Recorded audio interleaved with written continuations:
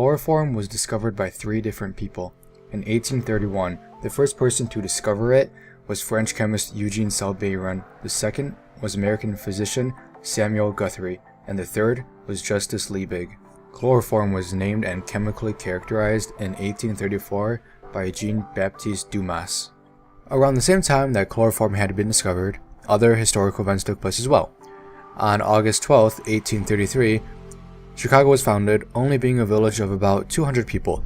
On December 5, 1832, Andrew Jackson is re-elected President of the United States. On February 7, 1831, Belgium adopts its constitution.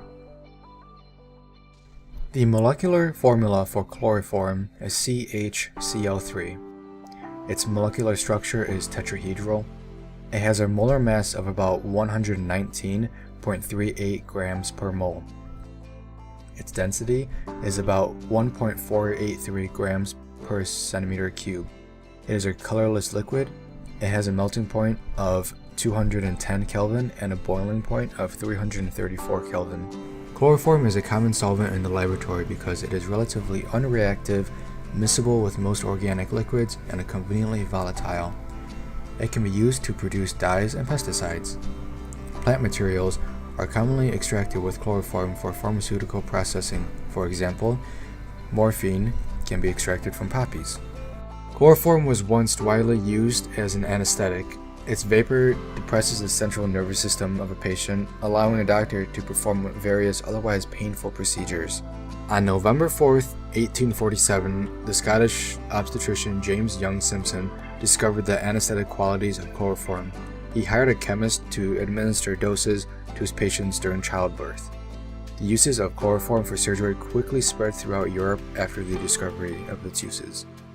What people didn't know about chloroform were the negative effects because of its toxicity. It can cause fatal cardiac arrhythmia analogous, which is now termed sudden sniffer's death. Some people use chloroform as a recreational drug or to commit suicide. Chloroform also tends to increase the movement of potassium ions through certain types of potassium channels in nerve cells. Chloroform has been used by criminals to knock out, daze, or even murder their victims. For example, Joseph Harris was charged with using chloroform in 1894 to rob people. It has also been used to sexually assault people. Whoa, whoa there! Why are you two out of yourselves? Reggie thinks this hanky smells like kelp berries. Oh, he does he? I'll be the judge of that.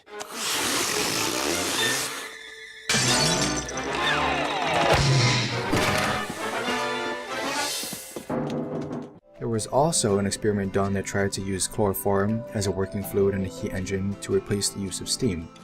These experiments were inspired by the misconception that a fluid with a lower boiling point than water, being easier to vaporize, would allow the construction of a more efficient engine. There were both reports of it being effective and not effective, but in the end the development of the invention never proceeded. Chloroform has a multitude of natural sources, both biogenic and abiotic. In marine life, or living in the sea, chloroform is produced by brown seaweeds such as Laminaria digitata, red seaweeds such as Gigardina stellata, and green seaweeds such as Ulva lactuca. When chloroform is industrially made, or man-made, it is produced by heating a mixture of chlorine and either chloromethane or methane. At around 400 to 500 degrees Celsius, a free radical halogenation occurs, converting these precursors to progressively more chlorinated compounds. Once these 3 reactions have been completed, your end result will be chloroform. There is a way to make chloroform at home, and it is relatively easy. The only items that you will need are bleach, pure acetone, ice, a glass container, and a funnel. The first step to make chloroform is putting as much ice as possible in the glass container. The reaction between bleach and pure acetone is extremely exothermic, and you want the ice to cool it down so it doesn't overheat. Next, you want to pour some bleach into the glass container, let's say about 500 milliliters.